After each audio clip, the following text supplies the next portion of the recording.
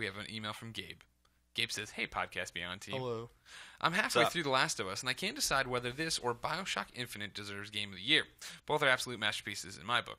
Anyway, as I'm playing through The Last of Us, I can't help but compare the two young female characters from both games. Both play extremely similar roles, yet have completely different personalities. So which character do you guys prefer?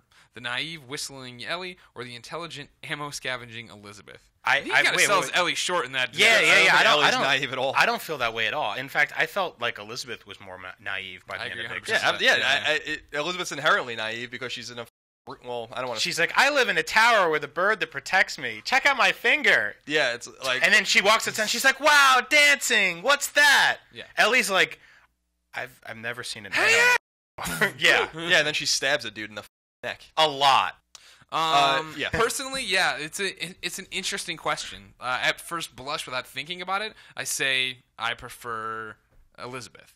But I prefer Elizabeth because she is this pristine, untouched girl, right? Of like that, she's just out there. She doesn't have to go through the atrocities that you go through. And in the end, don't get me wrong, she gets up in BioShock. Right. But I mean, Ellie's world is F from the get-go. So, you know what I mean? Yes, like, yeah. But she was born into like this. As far as a character and characterization and performance and like just Ellie is a much more rounded out, full-fledged. She's rough on the corners because of everything she's gone through. And so, yeah, she's disturbing and dire and depressing at times or whatever, but I think her journey and who she is as a character is more interesting. I think The Last of Us does a much better job of, and we were making fun of this in Infinite, but it does a much better job of masking the fact that both the games deal with these characters who are not murderers, but have to become okay with that.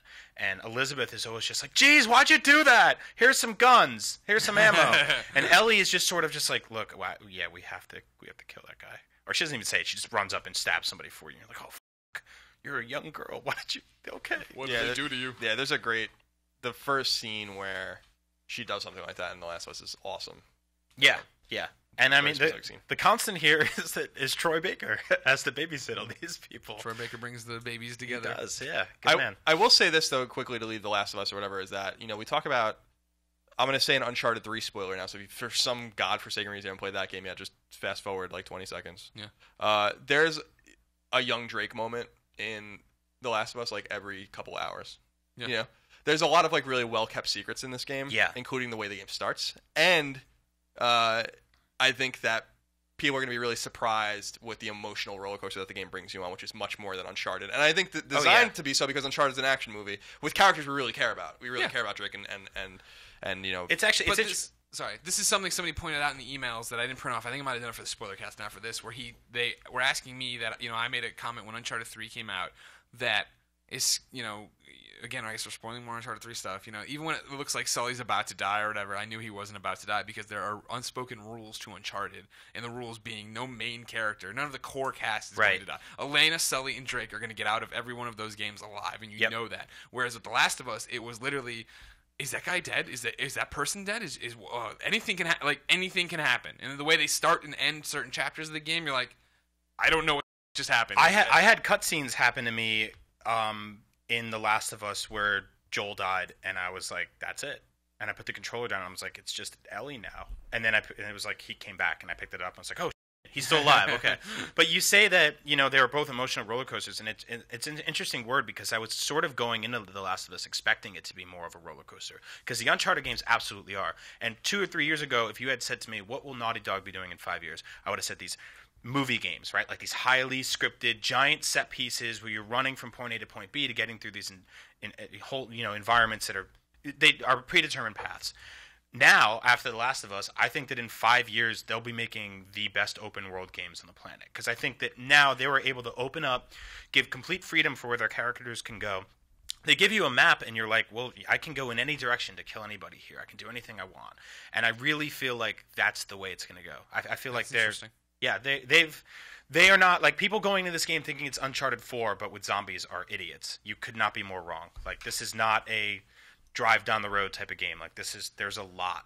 There's a lot happening. I mean, anything's possible. I don't see that. I don't come away. I mean, I think the games are going to get bigger and bigger. Yeah. But open world and stuff, I don't know. I would love an open world game from them. But yeah, no, I would too. But with their production value. But I mean, what's always at the heart, right, is the narrative. And I think when you go open world, you lose that, right? Because it does. I don't think so. I think I think that's what this generation will bring, is that it will refine things like open world games. I think more and more people are making them. Every car game coming out is now an open world MMO. Every Ubisoft game. Every Ubisoft game is an MMO. It's a giant open world. So especially with basically everyone saying there's no loaded times next gen. So, right. Yeah, we'll see. But I just want to go back to Uncharted 3 real quick. So more spoilers, because you said something that was interesting. Okay. So 20 seconds fast forward if you haven't played Uncharted 3. I think that it was originally written to kill Sully. You think so? I think when he died or gets shot towards the end of the game, I think they were going to kill him. I just don't. That's just my theory. My whole thing, like I'm saying, with the rules of it, the rules are entrenched right now unless Elena and Drake have a kid. If the game starts with them having a kid, then I can see them killing Elena. Oh, jeez. I think I don't think that would be really dark. But that's the whole thing, is that anyone dying in these games or in the Drake games is really dark, and that is not what they are. They are pulp action Indiana Jones. You know what I mean? Where all the bad guys die for sure, the main characters always get away. Totally. And I think that those guys who made those games now, they have this other outlet where they can dump their horrible, miserable ideas. No pressure, right? Users lose all sense of reality and enter another world. Remember, do not underestimate the power of PlayStation.